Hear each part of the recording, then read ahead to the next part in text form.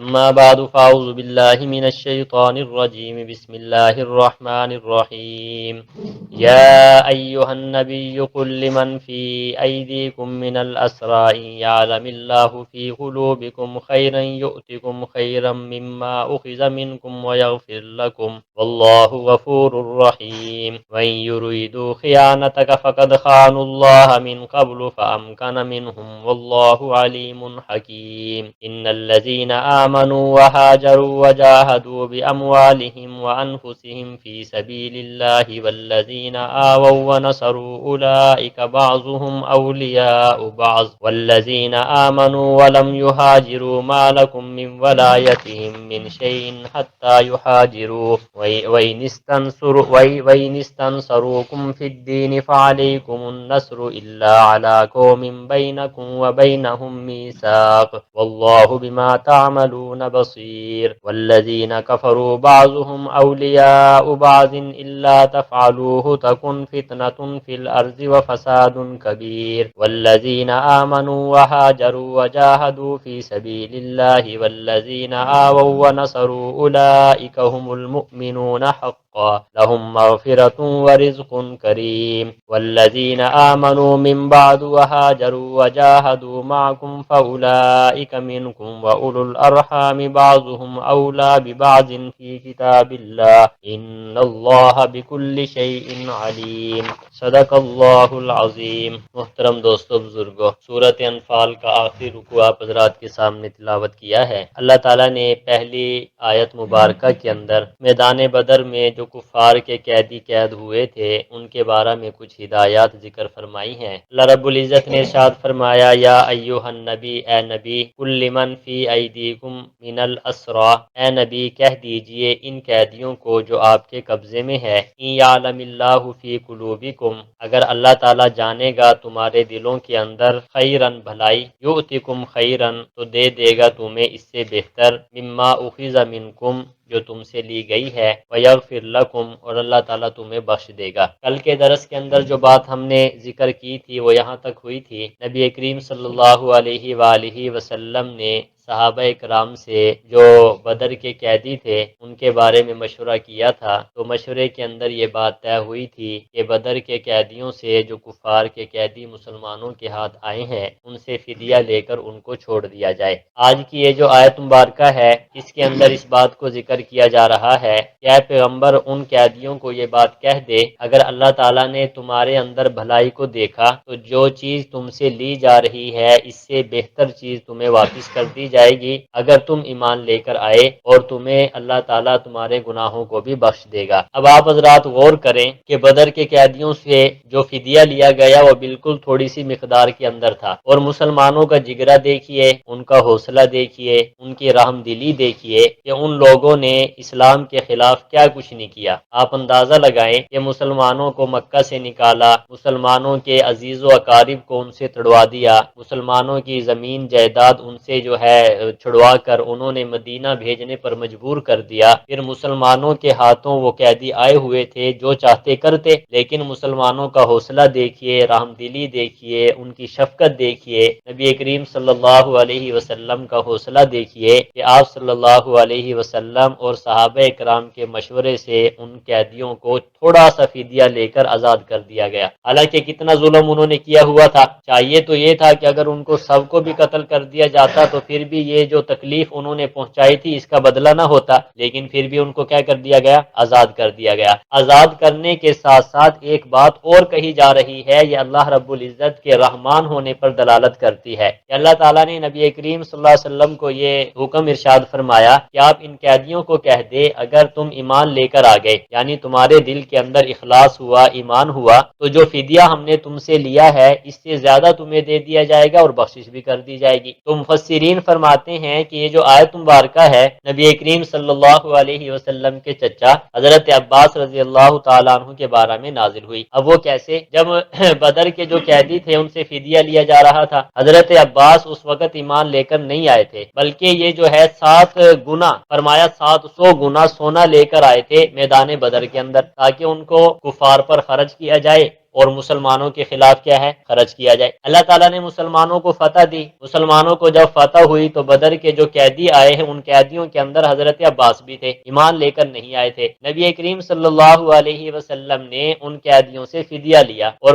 کل کے درس میں بھی آپ حضرات کو ذکر کیا گیا ہے کہ 400 درہم کیا ہے فی قیدی سے فدیہ لیا گیا۔ حضرت عباس کو نبی کریم صلی اللہ علیہ وسلم نے فرمایا کہ عباس تو میرا چچا ضرور ہے لیکن فدیہ دینا پڑے گا، تو فدیہ دے، اپنا فدیہ بھی دے اور اپنے دو بھتیجوں کا فدیہ بھی دے، ایک کا نام تھا عقیل بن ابی طالب اور ایک کا نام تھا نوفل بن حارث، ان کا فدیہ بھی تو نے دینا ہے اور اپنا فدیہ بھی تو نے دینا ہے۔ تو حضرت عباس کہنے لگے کہ اے بھتیجے، میرے پاس تو جو مال تھا، جو سونا میں لے کر آیا تھا، وہ تم نے مال غنیمت کے اندر جمع کر لیا، میرا فدیہ جو ہے انہی میں سے کاٹ لو۔ نبی کریم صلی اللہ علیہ وسلم نے فرمایا ایسا نہیں ہو سکتا، جو کفار کا مال مسلمانوں کے ہاتھ میں آ جائے وہ تو مال غنیمت ہو جاتا ہے، آپ کو فدیہ الگ دینا پڑے گا، اپنا بھی اور اپنے دونوں بھتیجوں کا بھی۔ حضرت عباس کہنے لگے کہ اے بھتیجا، اے میرے بھتیجے، بات یہ ہے کہ اگر میں اپنا فدیہ بھی دوں اور اپنے دونوں بھتیجوں کا فدیہ بھی دوں تو میں مشرکین مکہ کا جو ہے مقروض ہو جاؤں گا، تو ان سے قرض مجھے لینا پڑے گا، بعد میں مجھے شرمندگی اٹھانی پڑے گی، تو میرے پاس تو مال ہے ہی نہیں۔ حضرت عباس کہنے لگے میرے پاس تو مال ہے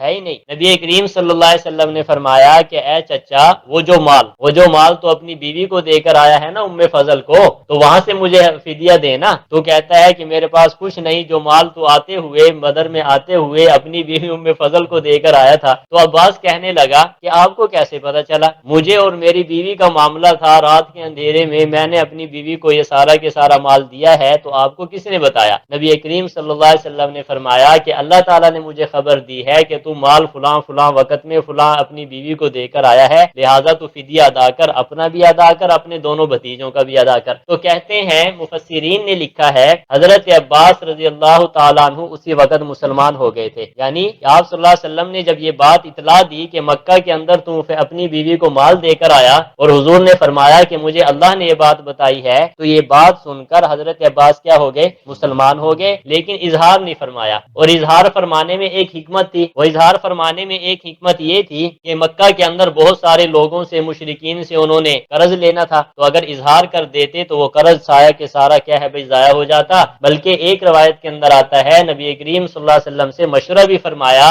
نبی کریم صلی اللہ علیہ وسلم نے فرمایا کہ ابھی تو اپنے اسلام کا اظہار نہ کر، ابھی اسے اظہار نہ کر۔ جب سارا کے سارا مال وصول ہو گیا پھر حضرت عباس رضی اللہ تعالیٰ عنہ نے اس کا کیا کیا بھائی؟ اظہار فرمایا۔ پھر اللہ رب العزت نے اس فدیے کی وجہ سے، اب جو مسلمان ہوئے ہیں بدر کے قیدیوں میں سے، اس جو فدیہ لیا تھا اس فدیے کے بدلہ میں اللہ رب العزت نے بہت ساری چیزیں ان کو دی ہیں۔ خود حضرت عباس رضی اللہ تعالیٰ عنہ فرماتے ہیں کہ میں نے خود اپنی آنکھوں سے دیکھ لیا کہ میرے 20 غلام تھے اور ہر غلام جو تجارت کرتا تھا وہ 20 ہزار درہم کی تجارت کرتا تھا۔ آپ اندازہ لگائیں، فدیہ تھوڑا سا لیا گیا 400 درہم، لیکن بعد میں وہ مسلمان ہو گئے، اب فدیہ بھی دیا، مسلمان ہونے کے بعد اللہ تعالیٰ نے ان کو بہت زیادہ چیزیں عطا فرمائی ہیں۔ اسی چیز کا ذکر یہاں پہ کیا ہے بھی کیا گیا ہے۔ اور حضرت عباس فرماتے تھے مجھے ایک بات اور بھی ملی، وہ یہ ہے کہ مجھے جو حاجی حج کرنے کے لیے جاتے تھے ان کو پانی پلانے کی خدمت بھی اللہ تعالیٰ نے مجھے دے دی، اس فدیے کی وجہ سے جو بدر میں نے مسلمانوں کو دیا تھا۔ کافروں کے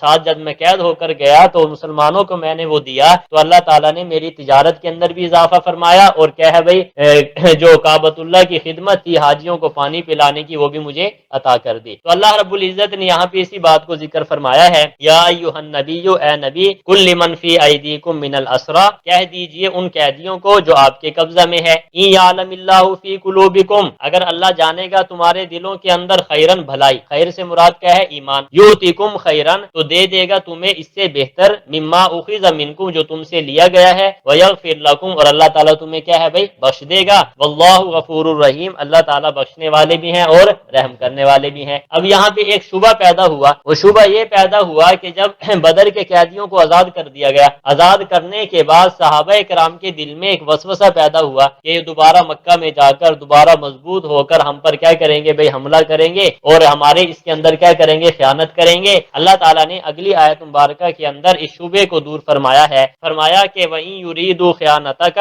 اگر یہ لوگ ارادہ کریں گے آپ سے خیانت کرنے کا، فَقَدْ خَانُوا اللَّهَ مِن قَبْلُ، پس تحقیق انہوں نے اللہ سے خیانت کر لی ہے اس سے پہلے، فَأَمْكَنَ مِنكُمْ، اللہ نے ان پر قدرت دے دی ہے، وَاللَّهُ عَلِيمٌ حَكِيمٌ، اللہ تعالیٰ علم والے بھی ہیں اور حکمت والے بھی ہیں۔ فرمایا کہ اگر یہ دوبارہ مکہ میں جا کر یہ قیدی دوبارہ مسلمانوں کو تنگ کریں گے، خیانت کریں گے، تو پہلے بھی انہوں نے خیانت کر کے دیکھ لی ہے، اللہ تعالیٰ نے تمہیں فتح دی ہے تو دوبارہ بھی فتح کون دے گا بھائی؟ اللہ تعالیٰ دیں گے۔ آگے ارشاد فرمایا ان الذین آمنوا وہاجروا، بے شک وہ لوگ جو ایمان لائے، وہاجروا جنہوں نے ہجرت کی، وجاہدوا اور جہاد کیا، باموالہم وانفسہم اپنے مالوں کے ساتھ اور اپنی جانوں کے ساتھ، فی سبیل اللہ اللہ کے راستہ میں، والذین آووا ونصروا اور وہ لوگ جنہوں نے ٹھکانہ دیا، ونصروا اور مدد کی۔ اب دیکھو صحابہ اکرام جو ہیں، یہ پہلی جماعت کیا ہے بھائی؟ مہاجرین کی ہے۔ مکہ سے سب کچھ چھوڑ کر وہ کہاں تشریف لائے بھائی؟ مدینہ طیبہ میں۔ پھر مدینہ طیبہ کے اندر جو مہاجرین صحابہ اکرام کو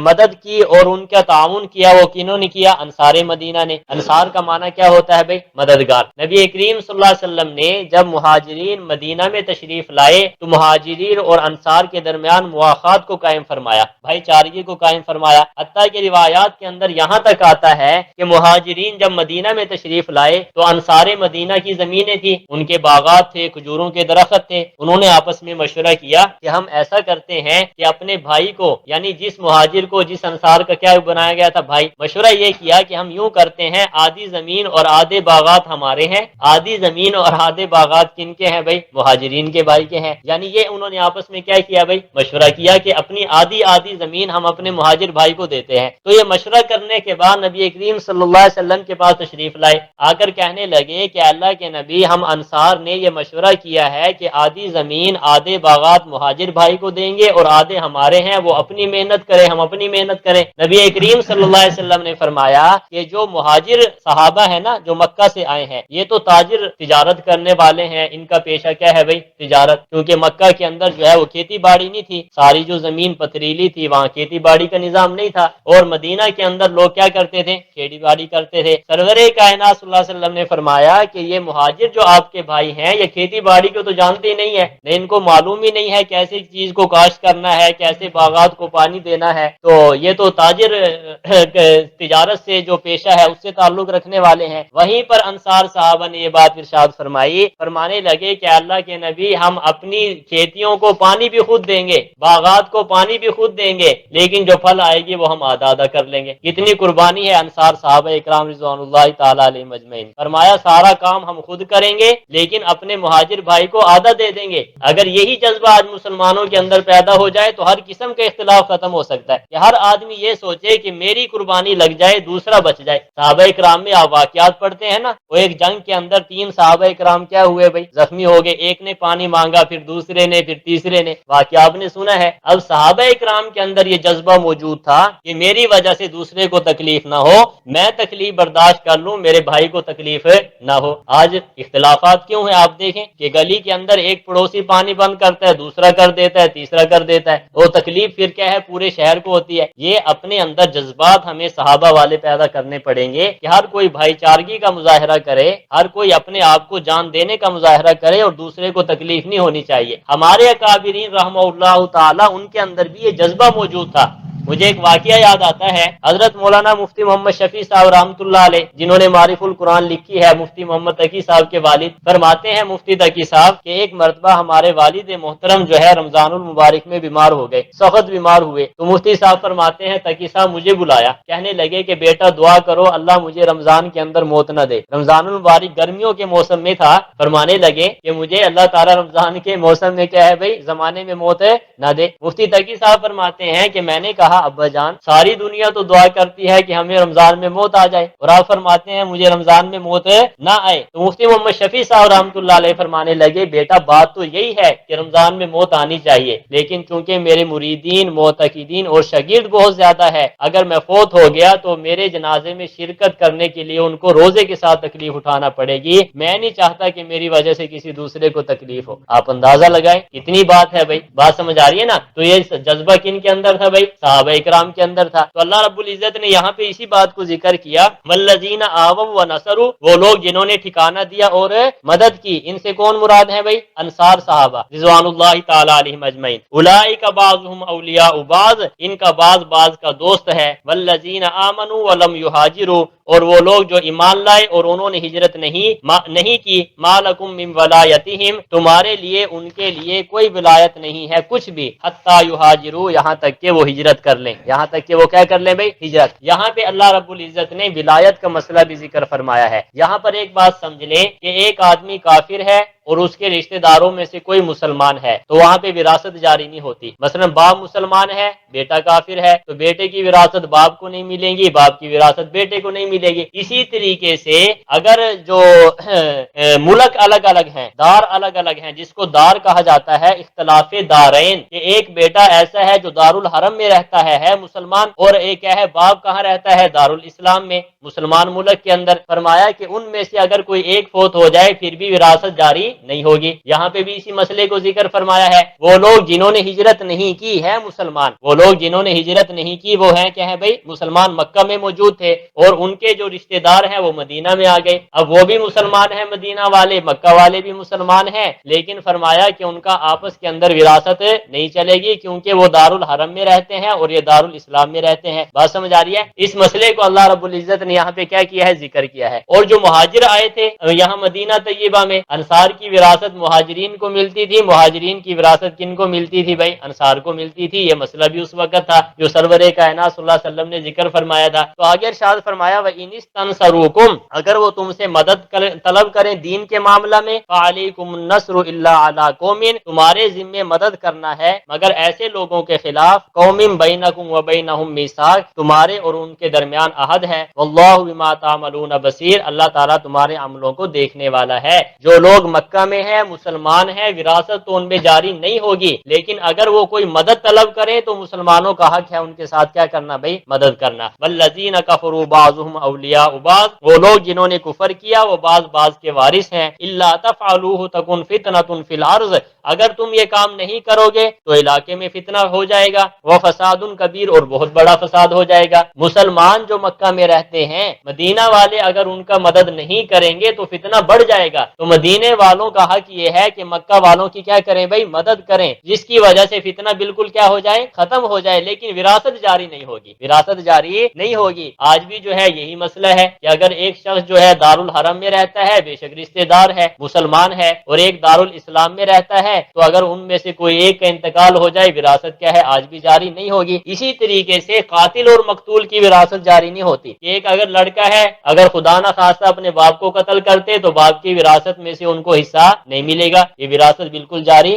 نہیں ہوتی۔ تو یہ مسئلہ بھی علماء نے لکھا ہے۔ آگے فرمایا والذین آمنوا وہاجروا، وہ لوگ جو ایمان لائے اور ہجرت کی، وجاہدوا اور جہاد کیا، فی سبیل اللہ، اللہ کے راستہ میں، والذین آووا ونصروا، وہ لوگ جنہوں نے ٹھکانہ دیا اور مدد کی، اولئک هم المؤمنون حقا، یہی لوگ سچے اور پکے مومن ہیں۔ کیا شان ہے صحابہ اکرام۔ اللہ تعالیٰ کیا فرما رہے ہیں، جو ہجرت کر کے تشریف لائے مدینہ میں ہیں بھائی۔ آج شیعہ کہتا ہے حضرت ابوبکر عمر عثمان کے بارے میں نعوذ باللہ وہ منافق تھے، کیا انہوں نے ہجرت نہیں کی؟ نبی کریم صلی اللہ علیہ وسلم کے ساتھ رہے، میدانوں میں ساتھ رہے، جہاد میں شرکت کی ہے، غار سور پہ آپ اندازہ تو لگاؤ کہ ساری دنیا مخالف، صدیق آپ کے ساتھ، قدرتی جمادی الثانی کا مہینہ لگا ہوا ہے، ساری دنیا مخالف ہے، اور صدیق کس کے ساتھ ہیں بھائی سرور کائنات صلی اللہ علیہ وسلم کے ساتھ، جان ہتھیلی پہ رکھی ہے اور حضور کو کندھوں پہ سوار کیا ہے، حضور کو کندھوں پہ سوار کیا ہے۔ کیا عجیب شان ہوگی کہ پیارے نبی کے قدم مبارک حضرت ابوبکر کے سینہ پر اور آپ کے ہاتھ مبارک جو ہے حضرت ابوبکر کی پیشانی پر ہے، اور پھر کیا فرماتے تھے، میری زندگی کی سب سے بڑی خواہش کیا ہے کہ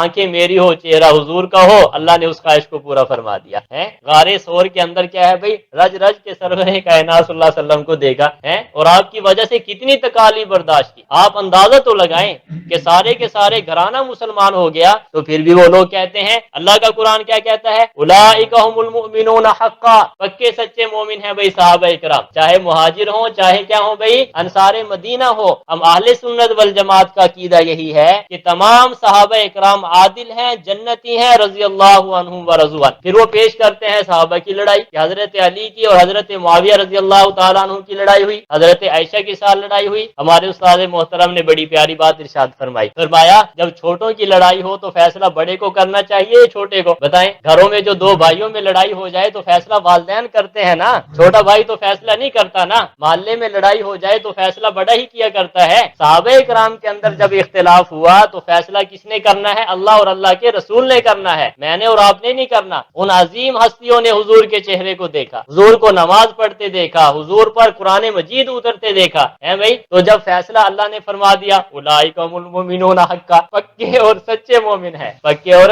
سچے، یہ پیٹتے رہے۔ حضرت ابوبکر صدیق پہلے خلیفہ بن گئے، حضرت عمر فاروق دوسرے خلیفہ بن گئے، حضرت عثمان غنی تیسرے خلیفہ بن گئے، شیر خدا حضرت علی المرتضیٰ چوتھے خلیفہ بن گئے۔ کوئی کہتا رہے کہ وہ خلیفہ نہیں تھے، اللہ نے تو بنا دیے، اللہ نے تو، اب وہ واپسی تو لوٹ نہیں سکتے نا، انہوں نے خلافت کر لی، زمانہ گزار دیا اپنا۔ حضرت عمر نے بھی دوسری خلافت کا زمانہ گزارا، حضرت عثمان نے بھی گزارا، شیر خدا حضرت علی نے بھی اپنی خلافت کا زمانہ گزارا۔ بات سمجھ آ رہی ہے؟ صحابہ کرام سے دین ملا ہے، صحابہ کرام کی عظمت ہمارے دلوں میں ہونی چاہیے، اور بہترین اصول علماء نے بیان فرمایا ہے، صحابہ معیار حق ہیں۔ کیا ہے بھائی؟ صحابہ کیا ہیں بھائی؟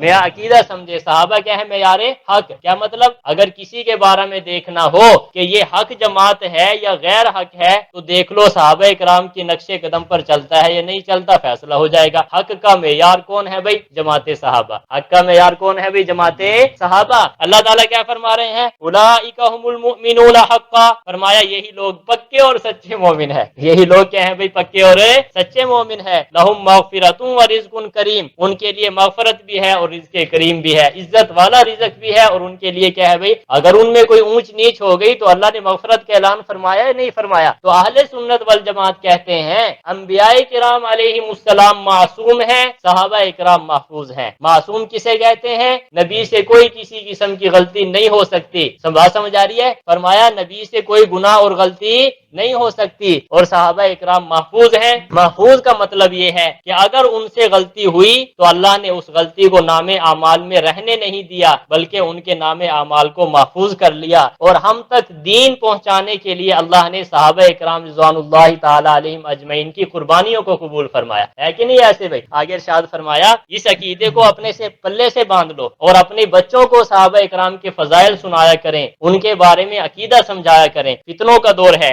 آگے ارشاد فرمایا والذین آمنوا، وہ لوگ جو ایمان لے کر آئے، من بعد، اس کے بعد، وہاجروا، اور ہجرت کی، وجاہدوا، اور جہاد کیا، فرمایا معکم فاولئک منکم، تمہارے ساتھ وہ بھی تم ہی میں سے ہے۔ کیا مطلب؟ فتح مکہ کے بعد ہجرت نہیں ہے۔ نبی کریم صلی اللہ علیہ وسلم نے فرمایا کہ فتح مکہ کے بعد ہجرت نہیں ہے۔ جو لوگ فتح مکہ کے بعد ہجرت کر کے تشریف لائے وہ بھی صحابہ کے ساتھ ہیں۔ وہ بھی کن کے ساتھ ہیں بھائی؟ صحابہ کے ساتھ ہیں۔ وَأُولُو الْأَرْحَامِ بَعْضُهُمْ أَوْلَىٰ بِبَعْضٍ فِي كِتَابِ اللَّهِ، رشتہ دار بعض کے ساتھ زیادہ تعلق رکھنے والے ہیں اللہ کے لکھے ہوئے قانون میں، اللہ کے لکھے ہوئے قانون میں۔ ان اللہ بکل شیء علیم، بے شک اللہ تعالیٰ ہر چیز کے متعلق کیا ہے بھائی؟ علم رکھنے والے ہیں۔ سامعین محترم، آپ نے دیکھا ہے کہ اللہ تعالیٰ نے صحابہ کی کیسی عظمت کو بیان فرمایا ہے، کیا لوگ تھے، کیا عظیم لوگ تھے۔ نبی کریم صلی اللہ علیہ وسلم نے فرمایا کہ اللہ رب العزت نے میرے لیے میرے صحابہ کو چنا۔ کیا فرمایا؟ کہ اللہ تعالیٰ نے میرے لیے اللہ نے چن